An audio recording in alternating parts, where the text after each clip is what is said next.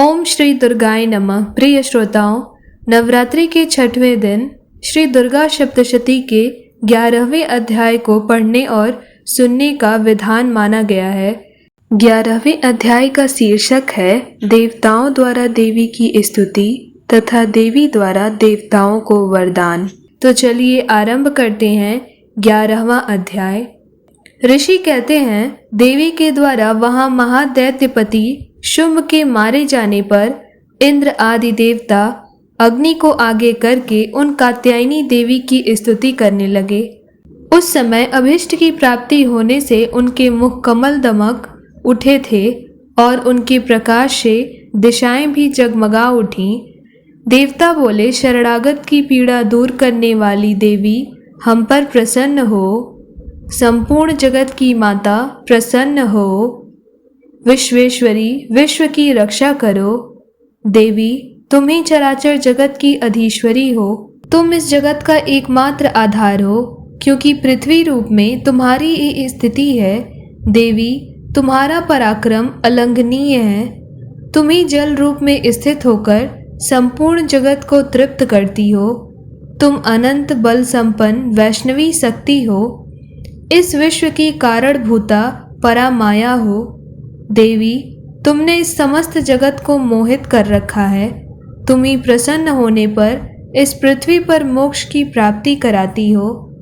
देवी, संपूर्ण विद्याएं तुम्हारे ही भिन्न भिन्न प्रकार हैं। जगत में जितनी स्त्रियां हैं वे सब तुम्हारी ही मूर्तियां हैं। हे जगदम्बा, एकमात्र तुमने ही इस विश्व को व्याप्त कर रखा है। तुम्हारी स्तुति क्या हो सकती है?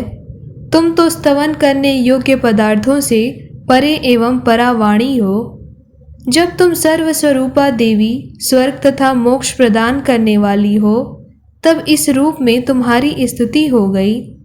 तुम्हारी स्तुति के लिए इससे अच्छी उक्तियां और क्या हो सकती हैं? बुद्धि रूप से सब लोगों के हृदय में विराजमान रहने वाली तथा स्वर्ग एवं मोक्ष प्रदान करने वाली नारायणी देवी तुम्हें नमस्कार है। कला, काष्ठा आदि के रूप से क्रमशः परिणाम अवस्था परिवर्तन की ओर ले जाने वाली तथा विश्व का उपसंहार करने में समर्थ नारायणी तुम्हें नमस्कार है। हे नारायणी, तुम सब प्रकार का मंगल प्रदान करने वाली मंगलमयी हो। कल्याणदायिनी शिवा हो। सब पुरुषार्थों को सिद्ध करने वाली शरणागत वत्सला, 3 नेत्रों वाली एवं गौरी हो। तुम्हें नमस्कार है। तुम सृष्टि, पालन और संहार की शक्ति भूता सनातनी देवी, गुणों का आधार तथा सर्व गुणमयी हो। नारायणी, तुम्हें नमस्कार है। शरण में आए हुए दीनों एवं पीड़ितों की रक्षा में संलग्न रहने वाली तथा सबकी पीड़ा दूर करने वाली नारायणी देवी तुम्हें नमस्कार है। नारायणी, तुम ब्राह्मणी का रूप धारण करके हंसों से जुते हुए विमान पर बैठती तथा कुशा मिश्रित जल छिड़कती रहती हो। तुम्हें नमस्कार है। माहेश्वरी रूप से त्रिशूल, चंद्रमा एवं सर्प को धारण करने वाली तथा महान वृषभ की पीठ पर बैठने वाली नारायणी देवी तुम्हें नमस्कार है। मोरों और मुर्गों से घिरी रहने वाली तथा महाशक्ति धारण करने वाली कौमारी रूप धारिणी निष्पापे नारायणी तुम्हें नमस्कार है। शंख, चक्र, गदा और शांड धनुष रूप उत्तम आयुधों को धारण करने वाली वैष्णवी शक्ति स्वरूपा नारायणी तुम प्रसन्न हो। तुम्हें नमस्कार है। हाथ में भयानक महाचक्र लिए और दाढ़ों पर धरती को उठाए वाराही रूप धारिणी कल्याणमयी नारायणी तुम्हें नमस्कार है। भयंकर नृसिंह रूप से दैत्यों के वध के लिए उद्योग करने वाली तथा त्रिभुवन की रक्षा में संलग्न रहने वाली नारायणी तुम्हें नमस्कार है। मस्तक पर किरीट और हाथों में महावज्र धारण करने वाली, सहस्त्र नेत्रों के कारण उद्दीप्त दिखाई देने वाली और वृत्तासुर के प्राणों का अपहरण करने वाली इंद्र शक्ति स्वरूपा नारायणी देवी तुम्हें नमस्कार है। शिवदूती रूप से दैत्यों की महती सेना का संहार करने वाली, भयंकर रूप धारण तथा विकट गर्जना करने वाली नारायणी, तुम्हें नमस्कार है। दाढ़ों के कारण विकराल मुख वाली मुंडमाला से विभूषित मुंडमर्दिनी चामुंडा स्वरूपा नारायणी, तुम्हें नमस्कार है। लक्ष्मी, लज्जा, महाविद्या, श्रद्धा, पुष्टि, स्वधा, ध्रुवा, महारात्रि तथा महाअविद्या रूप नारायणी, तुम्हें नमस्कार है। मेधा, सरस्वती, वरा, श्रेष्ठा, भूति ऐश्वर्य रूपा, बाभ्रवी, भूरे रंग की अथवा पार्वती, तामसी, महाकाली, नियता, संयम परायणा तथा ईशा, सबकी अधीश्वरी रूपिणी नारायणी, तुम्हें नमस्कार है। शक्तियों से संपन्न दिव्य रूपा दुर्गे देवी, सब भयों से हमारी रक्षा करो, तुम्हें नमस्कार है। कल्याणनी, यह 3 लोचनों से विभूषित तुम्हारा सौम्य मुख सब प्रकार के भयों से हमारी रक्षा करे, तुम्हें नमस्कार है। भद्रकाली, ज्वालाओं के कारण विकराल प्रतीत होने वाला, अत्यंत भयंकर और समस्त असुरों का संहार करने वाला तुम्हारा त्रिशूल भय से हमें बचाए हैं, तुम्हें नमस्कार है। देवी, जो अपनी ध्वनि से संपूर्ण जगत को व्याप्त करके दैत्यों के तेज नष्ट किए देता है, वह तुम्हारा घंटा हम लोगों की पापों से उसी प्रकार रक्षा करे जैसे माता अपने पुत्रों को बुरे कर्मों से रक्षा करती हैं। हे चंडिके, तुम्हारे हाथों में सुशोभित खड्ग जो असुरों के रक्त और चर्बी से चर्चित है, हमारा मंगल करे, हम तुम्हें नमस्कार करते हैं।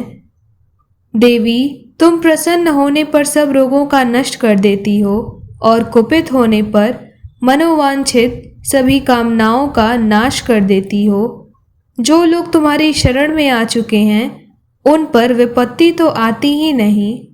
तुम्हारी शरण में गए हुए मनुष्य दूसरों को शरण देने वाले हो जाते हैं। देवी, हे अंबिके, तुमने अपने स्वरूप को अनेक भागों में विभक्त करके नाना प्रकार के रूपों से इस समय इन धर्मद्रोही महादैत्यों का संहार किया है। वह सब दूसरी कौन कर सकती थी? तथा आदि वाक्यों में तुम्हारे सिवा और किसका वर्णन है? तथा तुमको छोड़कर दूसरी कौन सी ऐसी शक्ति है जो इस विश्व को अज्ञानमय और अंधकार से परिपूर्ण ममता रूपी गड्ढे में निरंतर भटका रही हो, जहाँ राक्षस, जहाँ भयंकर विष वाले सर्प, जहाँ शत्रु, जहाँ लुटेरों की सेना और जहाँ दावानल हो, वहाँ तथा समुद्र के बीच में साथ रहकर भी तुम विश्व की रक्षा करती हो। विश्वेश्वरी, तुम विश्व का पालन करती हो, विश्व स्वरूपा हो, इसीलिए संपूर्ण विश्व को धारण करती हो। तुम भगवान विश्वनाथ की भी वंदनीय हो। जो लोग भक्तिपूर्वक तुम्हारे सामने मस्तक झुकाते हैं वे संपूर्ण विश्व को आश्रय देने वाले हो जाते हैं। हे देवी, तुम प्रसन्न हो। जैसे इस समय असुरों का वध करके तुमने शीघ्र ही हमारी रक्षा की है, उसी प्रकार सदा हमें शत्रुओं के भय से बचाओ, संपूर्ण जगत का पाप नष्ट कर दो और उत्पात एवं पापों के फलस्वरूप प्राप्त होने वाली बड़े बड़े उपद्रवों को शीघ्र दूर करो। विश्व की पीड़ा दूर करने वाली देवी, हम तुम्हारे चरणों पर पड़े हुए हैं, हम पर प्रसन्न हो। त्रिलोक निवासियों की पूजा पूजनीय परमेश्वरी, सब लोगों को वरदान दो। तब देवी बोली, हे देवताओं, मैं वर देने को तैयार हूँ। तुम्हारे मन में जिसकी इच्छा हो वह वर मांग लो। संसार के लिए उस उपकारक वर को मैं अवश्य दूंगी। तब देवता बोले, सर्वेश्वरी, तुम इसी प्रकार तीनों लोकों की समस्त बाधाओं से शांत करो और हमारे शत्रुओं का नाश करती रहो। देवी बोली, देवताओं, वैवस्व मनवंतर के 28वें युग में शुंभ और निशुंभ नाम के 2 अन्य महादैत्य उत्पन्न होंगे। तब मैं नंद गोप के घर में उनकी पत्नी यशोदा के गर्भ से अवतरित होकर विंध्याचल में जाकर रहूंगी और उक्त दोनों असुरों का नाश करूंगी। फिर अत्यंत भयंकर रूप से पृथ्वी पर अवतार ले मैं वैप्रचित नाम वाले दानवों का वध करूंगी। उन भयंकर महादैत्यों को भक्षण करते समय मेरे दांत अनार के फूल की भांति लाल हो जाएंगे। मुझे रक्त दंतिका कहेंगे। फिर जब पृथ्वी पर 100 वर्षों के लिए वर्षा रुक जाएगी और पानी का अभाव हो जाएगा, उस समय मुनि के स्तवन करने पर मैं पृथ्वी पर अयोजना रूप में प्रकट हो जाऊंगी और 100 नेत्रों से मुनियों को देखूंगी। अतः मनुष्य शताक्षी इस नाम से मेरा कीर्तन करेंगे। देवताओं, उस समय मैं अपने शरीर से उत्पन्न हुए शाकों द्वारा समस्त संसार का भरण पोषण करूंगी। जब तक वर्षा नहीं होगी तब तक वे शाक ही सब प्राणियों के रक्षा करेंगे। ऐसा करने के कारण पृथ्वी पर शाकंभरी के नाम से मेरी ख्याति होगी। उसी अवतार में मैं दुर्गम नामक महादैत्य का वध भी करूंगी। इससे मेरा नाम दुर्गा देवी के रूप से प्रसिद्ध होगा।